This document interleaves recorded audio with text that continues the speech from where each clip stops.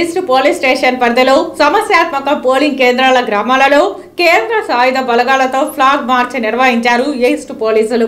ఓటర్లు నిర్భయంగా తమ ఓటు హక్కును వినియోగించుకునేలా చేయడమే ఫ్లాగ్ మార్చ్ నిర్వహించడం యొక్క లక్ష్యమని తెలిపారు.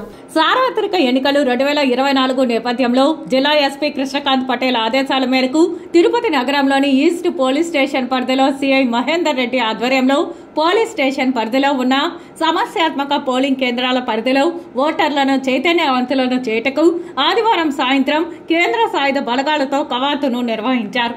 ప్రశాంత వాతావరణంలో సార్వత్రిక ఎన్నికలు నిర్వహించడమే లక్ష్యంగా ప్రజల్లో ఉన్న భయాందోళనను పోగొట్టి రాజ్యాంగం ద్వారా సంక్రమించిన ఓటు హక్కును స్వేచ్ఛగా వినియోగించుకునేలా ప్రశాంత వాతావరణం కల్పించడమే ధ్యేయంగా పోలీసులు ఫ్లాగ్ మార్చ్ నిర్వహించారు. ఈ కార్యక్రమంలో తిరుపతి ఎస్ఐలు, పోలీస్ స్టేషన్ సిబ్బంది మరియు బీఎస్ఎఫ్ బలగాలు తదితరులు పాల్గొన్నారు.